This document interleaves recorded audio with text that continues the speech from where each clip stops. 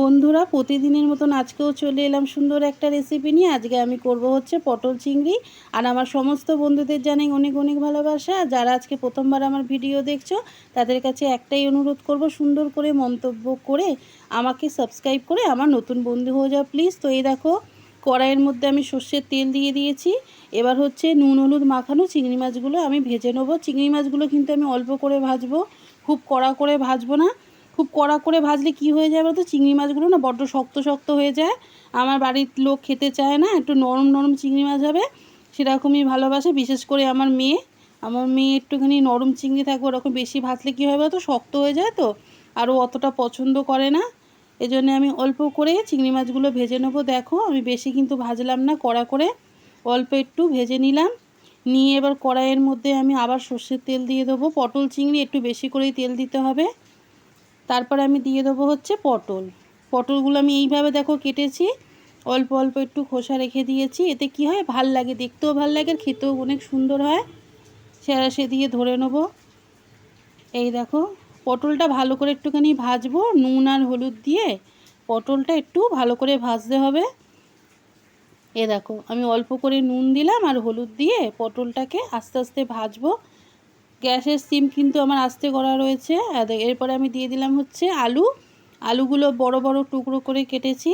এবার আলু পটল একসঙ্গে ভালো করে ভাজবো। এই দেখো পটলগুলো আমার কত সুন্দর ভাজা হয়ে গেছে। এবার দিয়ে দিলাম হচ্ছে আদা রসুন বাটা, তোমার হলুদ গুঁড়ো আছে, জিরে গুঁড়ো, ধনে গুঁড়ো, কাশ্মীরি গুঁড়ো লঙ্কা, আর হচ্ছে এমনি নর্মাল যে লঙ্কা গুঁড়ো আমরা খাই ওই লঙ্কা গুঁড়ো দিয়ে এবার ভালো করে কষবো। একটু সময় ধরে কষতে হবে, তবে তরকারি খেতে ভালো হয়। দেখো অল্প একটুখানি চিনি দিলাম। চিনি দেওয়া মানেই কিন্তু যে মিষ্টি খাই তা নয় বন্ধুরা। চিনি দিলে বলো তো তরকারির কালার অনেক সুন্দর আসে। যে কোনো এতে একটু চিনি দিলে বেশ ভালো, রঙটা খুব সুন্দর আসে। এ দেখো দিয়ে দিলাম হচ্ছে ভাজা মশলা।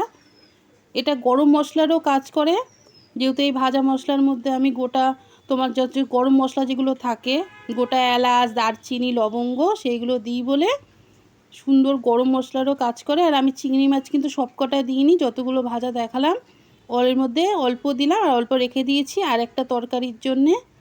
এ দেখো এবারে ভালো করে কষবো। যত কষবো দেখবে আপনা আপনি তেল ছাড়ে আর তরকারি খেতেও অনেক টেস্ট হয় বন্ধুরা।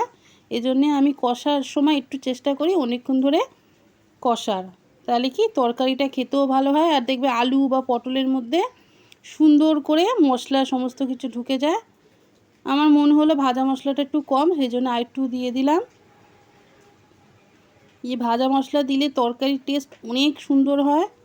যারা যারা তোমরা দাও, অনেকেই তো আছে এরকম মশলা করে রাখো, তারা জানবে যে কেমন সুন্দর হয় খেতে।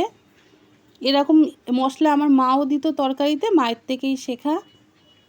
আমার মা অত গরম মশলা সব কিছুতে দিত না, এরকম ভাজা মশলা করে রাখতো। ওর মধ্যেই তো গরম মশলা থাকে, একসঙ্গে মা কড়াইতে ভেজে মা শিলে বাটতো আর আমরা মিক্সিতে এখন বাটি। এ দেখো কি সুন্দর হয়েছে, দেখো সাইড দিয়ে পুরো তেল ছেড়ে গেছে অতক্ষণ ধরে কষেছি বলে। এ দেখো আমার পটল চিংড়ি রেডি হয়ে গেছে বন্ধুরা, কেমন লাগছে বলো। এটা ভাত হোক রুটি হোক পরোটা একদম জমে যাবে বন্ধুরা। কি সুন্দর লাগছে দেখেছো, আমি একদম ঝোল রাখিনি, একদম শুকনো শুকনো পটল চিংড়ি। দারুণ লাগছে না বলো। দেখো পেঁয়াজ দিইনি কিন্তু গ্রেভিটা কত সুন্দর হয়েছে, দেখো দারুণ লাগছে না। আর আজকের মতন আসি বন্ধুরা, টাটা।